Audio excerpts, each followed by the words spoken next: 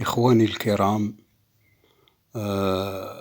الرياضيون الغيورون على كرة القدم المغربية دون أخذ الانتماءات بعين الاعتبار. ما يقع للرجاء شيء مؤسف جدا، وهذه الأزمات هي ماشي غريبة على الرجاء.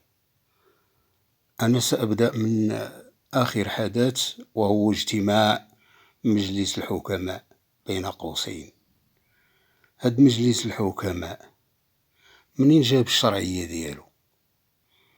وشكون اللي عطاه الصلاحية باش يتدخل في فرقة باقي عندها الرئيس المنتخب، باقي ما قدم الاستقالة ديالو، باقي ما تقال، باقي هو اللي كاين، وهو رسميا وقانونيا هو الرئيس.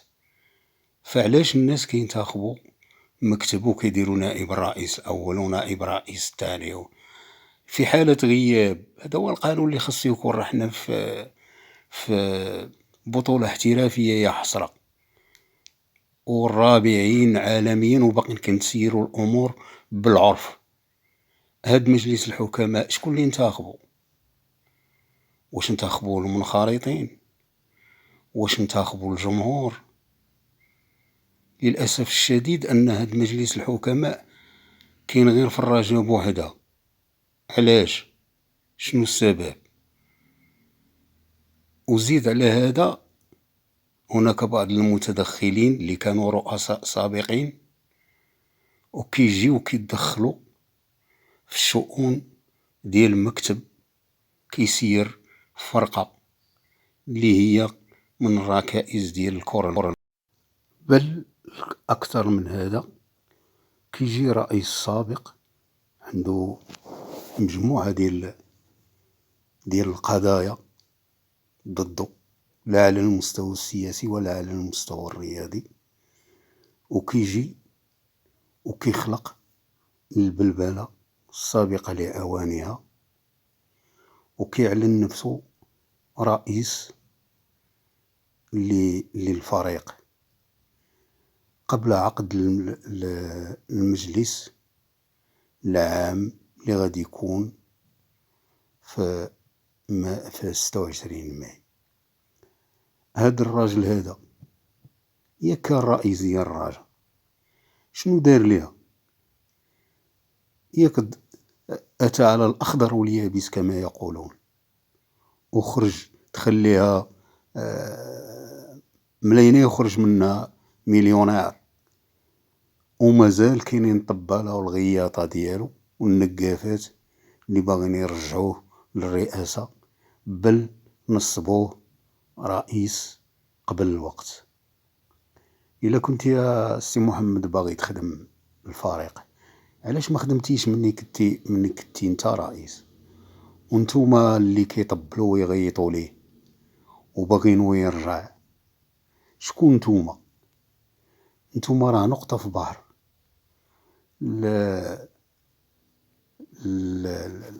الجمهور ديال الرجاء راه أكبر من 10 ديال الناس ولا جوج ديال مسيحي الأحذية، مع احترامي لكل مسيحي الأحذية، لمسيحي الأحذية ديال الرؤساء السابقين. الرجاء لن تقوم لها قائمة إذا بقت تسير بهذه الطريقة ديال الهواية، ديال عيط على مجلس الحكماء وجيب رئيس سابق. حتى هذوك المجلس ديال الحكماء من جاتهم الحكمة؟ كون كانت مخير فيهم عطوني السمية ديالو نهضروا على العصر ديالو كيفاش داز. من نهار فاش تخلقت الرجاء وهي في المشاكل كل سنة سنويا. علاش؟ لأنها مستهدفة، وحتى الناس المسؤولين على الرياضة ما كيتدخل تا واحد. وانا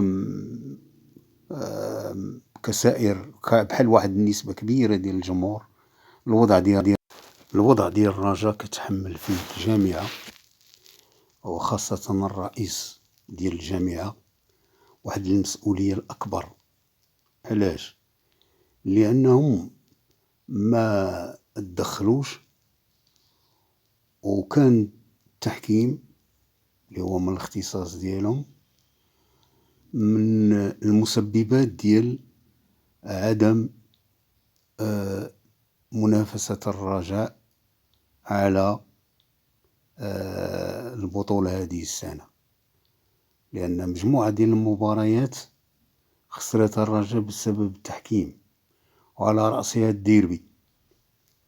إذن الوضع ديال الرجاء هو وضع ساهمت فيه حتى الجامعة بالسكوت ديالها، والجامعة راه خصها تكون عنصر مؤثر في جميع الأحداث ديال كرة القدم في المغرب. فمن المؤسف جدا أن فريق كبير يحارب بهذه الطريقة الدنيئة. وأنا عندي اليقين بأن الرجاء غترجع، وغترجع أقوى مما سبق، لأن الرجاء عندها جمهور وعندها قاعدة عريضة من الشباب، وهذا هو المستقبل ديال الرجاء. فقط يجب تسيير الرجاء بطريقة عقلانية قانونية، بعيدا عن السمسرة والبيع والشراء.